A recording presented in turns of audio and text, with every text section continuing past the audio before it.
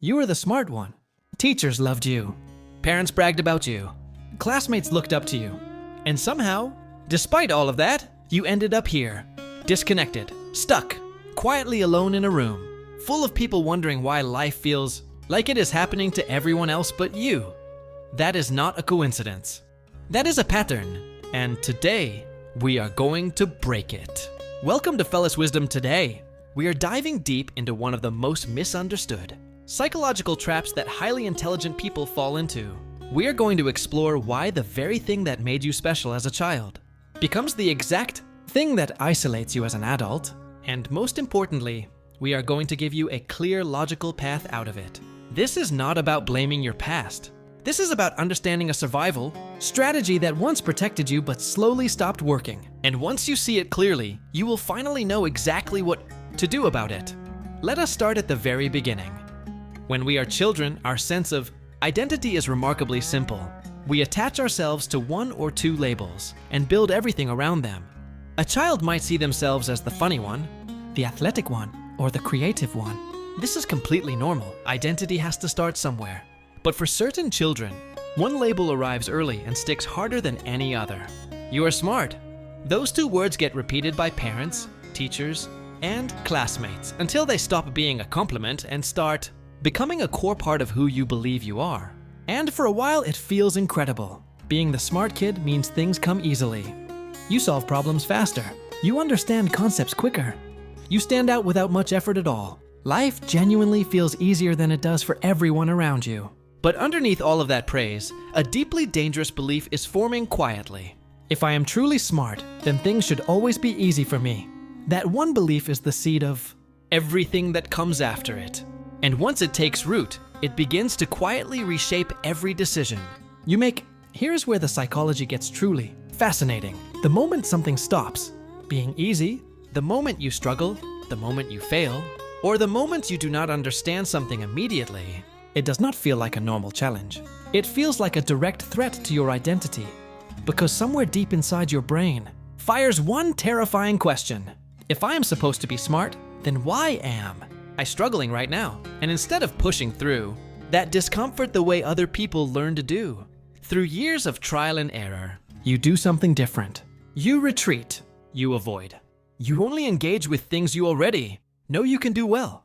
You stop raising your hand unless you are certain of the answer. You stop trying new things unless you already have a head start. You quietly step back from anything that might reveal a crack in the image you have spent years building. And while you are doing all of this protecting your identity, something deeply important is happening to everyone around you. They are failing. They are struggling. They are trying things and getting them wrong and trying again. And through all of that messy, uncomfortable process, they are developing something you are not. Resilience, emotional depth, real human connection. Because here's the truth that most smart kids never get told. Connection between people does not form through impressive performances. It forms through shared struggle, through awkward moments, through trying something together and failing, and laughing about it afterward. And if you have been opting out of all of those moments to protect your image, you have been quietly opting out of the very experiences that create genuine belonging. So now you are socially behind and you know it. But instead of addressing it the way you might address any other problem, you do what comes naturally to you. You apply your intelligence to it. You study people instead of connecting with them. You analyze conversations instead of feeling them. You calculate what to say instead of simply saying what is real. Psychologists call this cognitive empathy. You understand what people feel logically, but you never truly let yourself feel it with them. And it works on the surface. You can hold a conversation. You can seem perfectly normal. You might even appear confident and charismatic to people who do not know you well. But underneath all of that performance, you are absolutely exhausted. Because every social interaction has become another test you have to pass. Another room where you cannot afford to look foolish. And slowly socializing itself becomes something you start avoiding.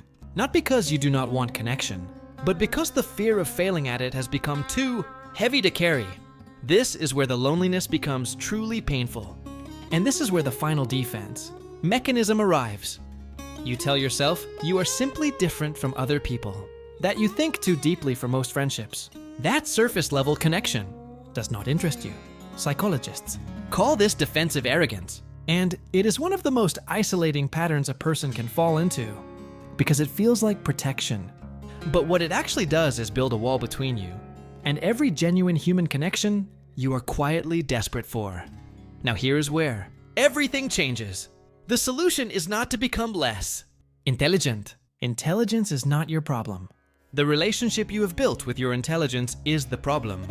The first and most important step is to consciously detach your sense of worth from how easily you succeed at things. This is not easy. It requires you to sit with discomfort that has been avoided for years. But it is the only way forward. You have to be willing to be a beginner again. You have to be willing to try things and be genuinely bad at them. Not strategically bad. Not performing humility. Actually bad.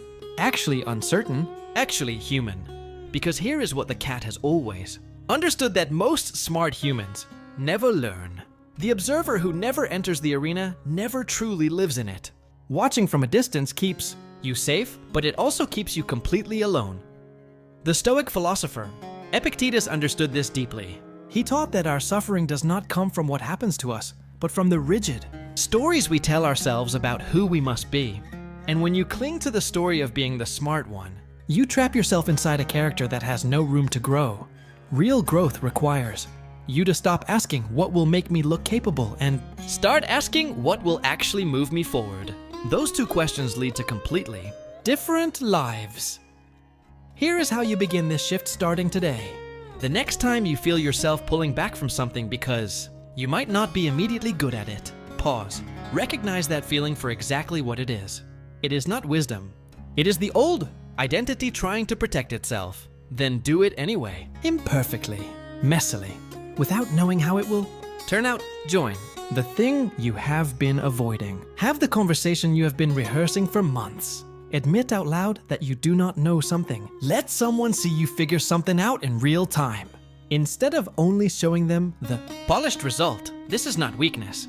This is the most courageous thing an intelligent person can do. Because it requires letting go of the one thing you have used to feel safe your entire life, and in that letting go, something remarkable happens.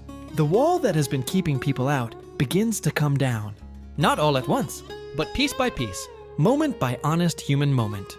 You do not need to be the most impressive person in the room to belong in it. You never did. You just needed someone to tell you that your value was never in how effortlessly you performed. It was always in how honestly you showed up. The cat does not perform for the room. It simply exists in it, fully, presently, without apology. That is the wisdom that has been waiting for you all along. If this video shifted something in your thinking, hit that subscribe button right now, because this is exactly what Fellas Wisdom is about. Helping you see the patterns that have been running your life so you can finally choose something better. Drop a comment below and tell me which part of this you recognized in yourself.